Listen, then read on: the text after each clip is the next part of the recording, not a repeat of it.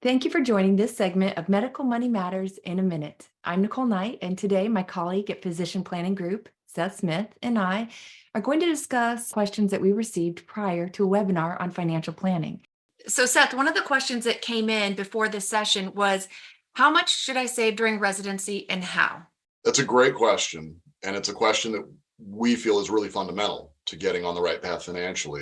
When you're an attending physician and you sit with someone really like me and we're building a financial plan, we're probably going to be telling you to save something like 20% of your gross earnings every year, specifically for retirement, and invest it and grow it.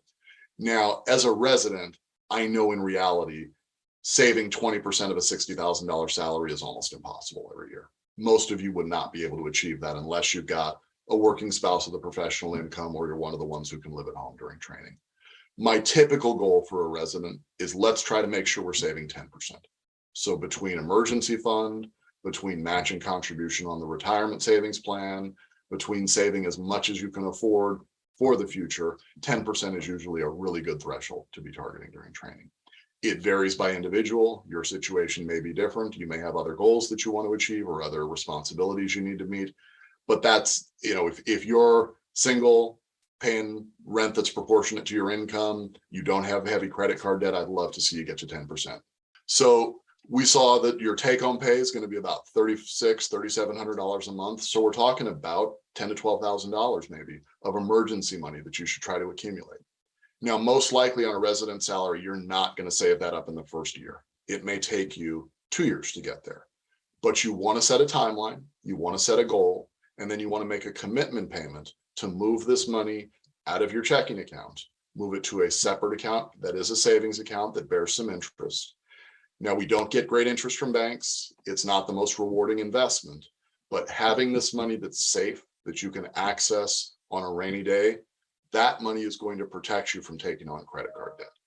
Saving for emergencies first. There are going to be curveballs that life's going to throw at you during training. Your car is going to need a repair. You're not going to like your housing situation. You're going to want to change it. You're going to take an unexpected break because you decided to start a family, which people actually do and do successfully during training. The first priority with the saving plan is this emergency fund, this money to make sure that if I don't have a paycheck for whatever reason, that I can reach for money that I set aside for my future self, and I can replace my paycheck. We might be talking about saving somewhere for $300 to $500 a month to get up to $10,000 over the course of 18 months to 2 years.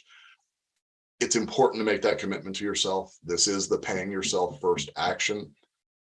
Automating it, making it a sweep from your bank account where it transfers, half of it on the first paycheck of the month, half of it on the second paycheck of the month. Building those kind of resident-proof structures into your planning is really important. Ultimately, you may eventually want to start contributing to a retirement plan and saving more than the emergency fund.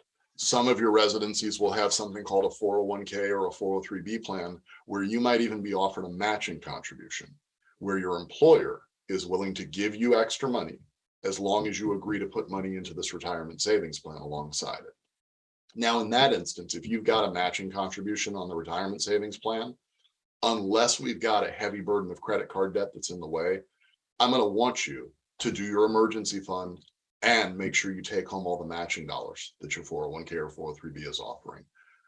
Do not be intimidated by the language of retirement savings plans. These plans have advisors, they have services that are built in, they have ways to start teaching you about investing. This is something that you can do. But if your employer is offering a matching contribution, you've got to get that money, which means if they say, we'll give you an extra 50 cents for the first 5% of your paycheck you put in the plan, you want to put in 5% of your paycheck so that you can get that 50 cents on the dollar match, that $2,500 contribution. Not capturing a matching contribution in an employer retirement plan is basically like your 65-year-old self writing checks to your residency and giving away money that you should have had. You've got to capture that match. So those are the two big priorities in how much to save during residency and how. Build your emergency fund, capture the match on the retirement plan. Seth, thank you again. That was very helpful. And I think that with that, it wraps up this clip on Medical Money Matters in a Minute.